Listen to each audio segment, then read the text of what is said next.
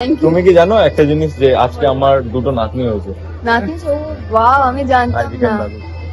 তোমার দাদু আর মানে বয়স হয়নি এবং you don't look like a দাদু, তো হয়ে গেছে। এটা ঘটনা যে আমি এখন দাদু হয়ে গেছি, বাট আমি যখন দাদু হবো আমি সব থেকে সেক্সি দাদু হবো। That is sure. I agree, I agree. Thank you. সিনেমার জন্য অপেক্ষা করছো? ঘুম দাও না একটু। এবং আমি একটা রিল দেখছিলাম যেখানে কেউ তোমাকে বলছিল কি ও এক অসাধারণ অ্যাক্টিং করেছে, so I am really looking forward. I am really looking forward. আচ্ছা, মেয়ের কাজ দেখা হয়েছে নতুন? হ্যাঁ হ্যাঁ হ্যাঁ, ডেফিনেটলি ভালো। এবং আর একটা জিনিস যে ওর মধ্যে চেষ্টা এবং শোনা এবং সেটা এক্সিকিউট করা, তো ও চেষ্টা সবসময় করেছে এবং ফাটিয়ে করছে একটা জিনিস। আমি চাইবো এরকম ভাবে এগিয়ে সবসময়। আমরা একসাথে এখন নেই, বাট কোনো না কোনো সময় আবার এই পৃথিবীও ছোট খুব এবং গোল, কোথাও না কোথাও একসাথে আবার কাজ হবে, দেখা হবে। আচ্ছা, ওকে আমি বেশিক্ষণ আটকাবো না, ও সবে এলো শুটিং করে, একটু টায়ার্ড আছে, সবার সাথে দেখা করে। যে জার্নিটা শুরু হয়, ম্যাজিক মোমেন্টস এর জার্নি শুরু হয় 2021 সালে। তো 2022 অব্দি দেশের মাটি চলে এবং দেশের মাটি হিট একটা সিরিয়াল ছিল সেই সময়। এবং সত্যি কথা বলতে, স্পিকিং ভেরি অনেস্টলি, যে রানী রাসমণির অপোজিটে আমরা ছিলাম। রানী রাসমণির কখনো যদি 8 থাকতো, দেশের মাটির টিআরপি 7 থাকতো। আমরা কখনো রানী রাসমণিকে বিট করতে পারিনি। তো এটা সত্যি, এটা খুব সত্যি কথা। আমাদের সিরিয়ালটা 1 বছর চলে এবং যথেষ্ট হিট সিরিয়াল।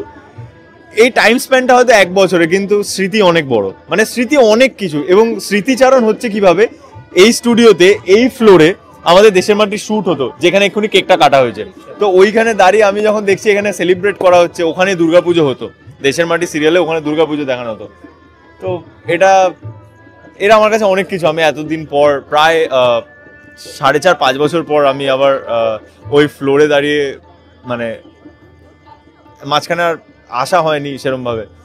তো এটা আমার কাছে একটা, কি বলবো, মানে আমার একটা নস্টালজিয়া এটা, যে 4-5 বছর পুরনো একটা স্মৃতি আবার জেগে ওঠা। তো খুবই ভালো লাগছে।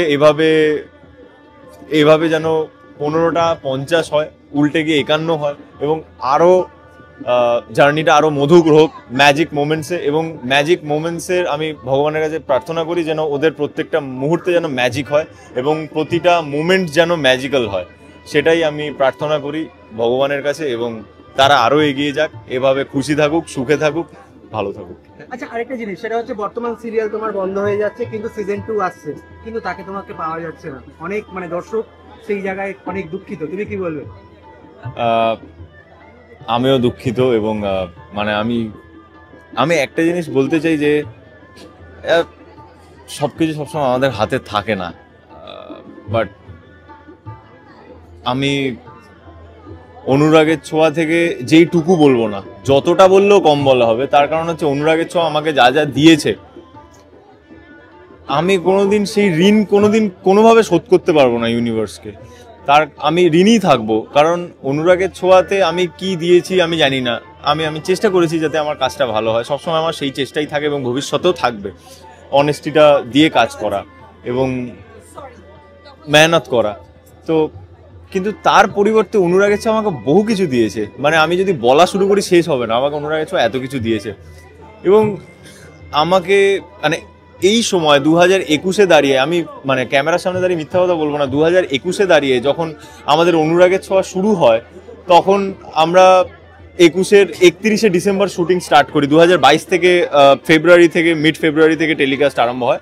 আমরা প্রার্থনা করছিলাম সিরিয়ালটা যেন মিনিমাম 1.5-2 বছর চলে, মিনিমাম চলা উচিত। কারণ সেই সময় আশেপাশে কয়েকটা সিরিয়াল কোনো ঘটনাক্রমে বা কোনো দুর্ভাগ্যজনিত কারণে 2-3 মাসে বন্ধ হয়ে গেছে। তো সেখানে আমরা একটু ভয় ছিলাম এবং প্রার্থনা করছিলাম যে ভগবান যেন 1.5 বছর চলে যায়, ভগবান যেন 2 বছর চলে গেলে তো খুবই ভালো হয়, 1 বছরের আগে বন্ধ করো না ঠাকুর, অনুরাগের ছোঁয়াটাকে চালাও, অনুরাগের ছোঁয়াটা যেন দর্শক ভালোবাসে। এবং দর্শকের কাছেও সেই প্রার্থনা করেছিলাম যে আপনারা দেখবেন, আপনারা ভালোভাবে দেখবেন। এবং দর্শক ভগবান সেই প্রার্থনা শুনে অনুরাগের ছোঁয়াকে এত প্রেম দিয়েছে এবং এখনো এভাবে প্রেম দিচ্ছে। এবং আমি বলতে চাই যে অনুরাগের ছোঁয়া কিন্তু শেষ নয়। এই যে অনেকে আমাকে জিজ্ঞেস করছে অনুরাগের ছোঁয়া শেষ হয়ে যাচ্ছে, না, অনুরাগের ছোঁয়া শেষ হচ্ছে না। অনুরাগের ছোঁয়ার অধ্যায় শেষ হয়েছে, একটি অধ্যায় শেষ হয়ে আরেকটি অধ্যায় শুরু হচ্ছে, যেখানে সুদীপা পুরনো সুদীপা নয়, নতুন একজন, সে পরবর্তী প্রজন্ম, আমাদের সূর্যদীপার পরবর্তী প্রজন্ম, হ্যাঁ নাতনি, তো তাকে নিয়ে তার সেই প্রজন্মের কথা বলা আর কি, সেই নতুনভাবে মানুষের কাছে আবার পৌঁছে যাওয়া। তো সূর্যদীপার জার্নি হয়তো এতটাই ছিল। তো আমি কি বলবো, মানে আমি সত্যি ব্লেসড।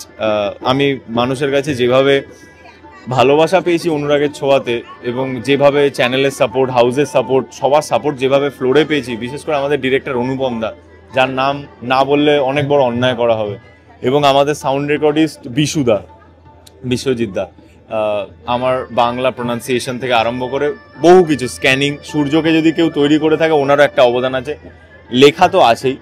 তো ডেফিনেটলি মানে আমি যদি অনুরাগের ছোঁয়া নিয়ে বলা শুরু করি শেষ হবে না। আমি প্রচন্ড ঋণী থাকবো সারা জীবন অনুরাগের ছোঁয়ার কাছে। পার্ট 2 তে রাহুল আছে, কিছু মেসেজ দেবে তুমি? রাহুল দা আমার খুব কাছের একজন মানুষ। রাহুল দা যেদিনকে প্রোমো শ্যুট হয়, যেদিনকে লুক সেট হয়, সেদিনকে আমাকে ফোন করে। তো আমাদের মধ্যে অনেক কথোপকথন হয়, সেটা ভাই দাদার আলোচনা, সেগুলো আমি ক্যামেরার সামনে বলতে পারবো না, তাহলে ওটা 18+ হয়ে যাবে। তো হ্যাঁ ডেফিনেটলি আমি তো 100% শিওর রাহুল দা ভালো কাজ করে, এটাও 100% ভালো করবি। এবং অনুরাগের ছোঁয়া সিজন 2 বলবো বা নতুন অধ্যায় বলবো, আমি নতুন অধ্যায় সুপারহিট হবে, আমি এটা আশা করছি। এবং আপনারা প্লিজ অনুরাগের ছোঁয়া দেখবেন, আমাদের পরবর্তী প্রজন্মের কথা, পরবর্তী প্রজন্মের কিছু নতুন গল্প।